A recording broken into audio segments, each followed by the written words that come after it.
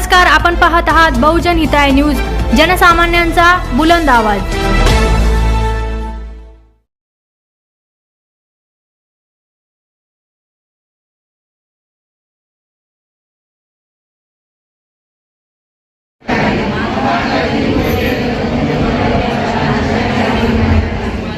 हे सेनाधीश परमेश्वरा, माझ्या राजा, माझ्या देवा, कोठे बांधण्यास फळ मिळाले आहे।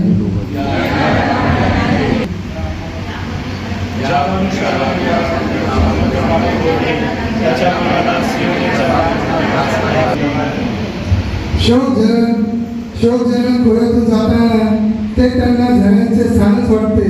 अगोदीच्या पावसी त्यांची आवाजणी करतो।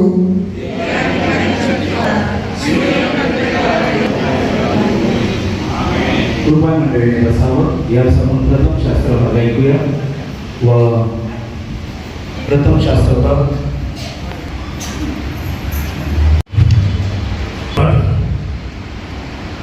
दूसरा इतिहास 7वां अध्याय 11 ते 16। शास्त्रपाठ दूसरा इतिहास 7वां अध्याय 11 ते 16। शर्मोनाला परमेश्वराचे दुसऱ्यांदा दर्शन। या प्रकारे शर्मोनाने परमेश्वराचे मंदिर व राजमंदिर बांधण्याचे संपविले आणि परमेश्वराच्या मंदिरात व आपल्या मंदिरात जे काही करायचे त्याने मनात योजले होते ते त्याने उत्तम प्रकारे सिद्धीस नेले। परमेश्वर शर्मोनास रात्री दर्शन देऊन म्हणाला, मी तुझी प्रार्थना ऐकली आहे आणि हे ग्रह यज्ञगृह व्हावे म्हणून मी आपल्याकरिता निवडले आहे। प्रजा नष्ट होऊ नये म्हणून मी जर आकाश कपाटे बंद केली किंवा जमिनीचा उपज करून त्या लोकांमध्ये मळी पाठवली तर माझे नाव ज्या दिले आहे त्या माझ्या बघून ते आपल्या दृष्ट मार्गापासून परावृत्त झाले तर मी स्वर्गातून त्यांची विनंती ऐकून त्यांच्या पापाची क्षमा करीन व त्यांच्या देशातून क्लेश नाहीशी करीन। जी प्रार्थना या स्थानी करण्यात येईल तिच्याकडे माझे डोळे उघडे राहतील व माझे कान लागतील।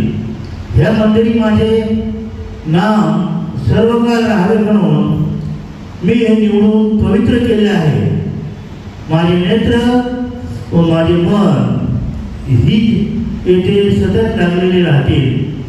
जर तू आपला बाप दावीद याच्याप्रमाणे खऱ्या मनाने माझ्या समोर वर्तनात माझ्या सर्व आज्ञाप्रमाणे वागलास, माझे विधी व नियम पाळले, परमेश्वर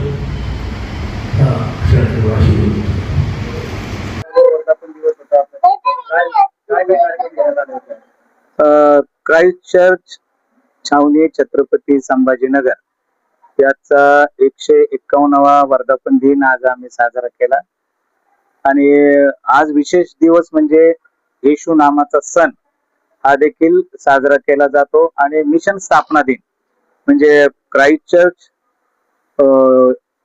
याचा वर्धापन दिन आहे। तसेच Christ church high school, Christ church primary school यांचा देखील वर्धापन दिन आज आहे आणि त्या निमित्ताने आम्ही चर्चच्या माध्यमातून ब्लड डोनेशन कॅम्प घेतला 2 तारखेला। त्याच्यानंतर धार्मिक सांस्कृतिक कार्यक्रम चर्चच्या वतीने घेण्यात आले, तरुणांच्या वतीने महिला मंडळ, संडे स्कूल या माध्यमातून प्रोग्राम घेण्यात आले आणि त्यांचं योगदान पण चर्चला चांगल्या प्रकारे आहे। तसेच डान्स कॉम्पिटिशन, धार्मिक गीतांवरती नृत्य स्पर्धा घेण्यात आल्या, धार्मिक गीतांचा कार्यक्रम घेण्यात आला, भजन संध्या त्या दिवशी फक्त भजन या ठिकाणी गायली गेली। तसेच प्रत्येकाला या माध्यमातून आम्ही प्रोत्साहित हे करत असतो की एकमेकांवर प्रेम करा, एकमेकांशी प्रीतीने वागा, एकमेकांचा आदर करा आणि विशेष एकमेकांना मदत करा। आम्ही कुठल्याही पर्टिक्युलर व्यक्तीला असं हे करत नाही, आमच्यासाठी सर्व समान आहेत, सर्व सारखे आहेत, चांगले आहेत.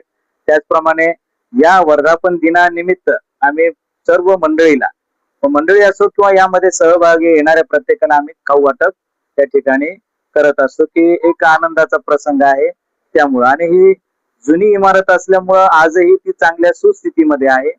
त्याची वेळेवर डागडुगी केली जाते, देखभाल केली जाते. आणि या ठिकाणी पास्टर कमिटी आहे, त्यामधून म्हणजे कमिटी आहे, ही कमिटी सर्व कार्यभाग पाहत असते. आणि त्याच्या अध्यक्षपदी मी असल्या कारणाने सर्वांचं चांगल्या प्रकारे सहकार्य योगदान आहे. बाहेर तुम्ही स्टॉल पाहिले असतील, वेगवेगळे पदार्थ घेऊन म्हणजे मंडळीतील लोक जे आहेत ते त्या ठिकाणी वेगवेगळे पदार्थ घेऊन येतात आणि विक्री करतात, एक आनंद म्हणून. ते काही बिझनेस करणारे लोक नाहीये. आणि त्याच्यातून जे काही त्यांना इन्कम येतं ते चर्चला देतात किंवा कुठं गोरगरिबांना त्याची मदत केली जाते.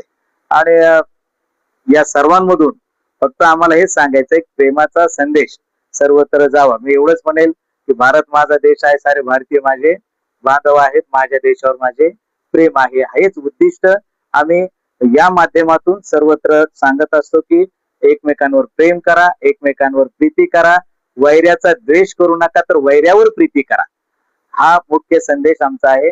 आणि परमेश्वराने ते मंदिर आतापर्यंत चांगल्या सुस्थितीमध्ये ठेवलं, त्याबद्दल आम्ही सर्व मिळून या ठिकाणी देवाचा गौरव करतो आणि तुम्हा सर्वांना देखील हार्दिक शुभेच्छा देतो. थँक्यू. God bless.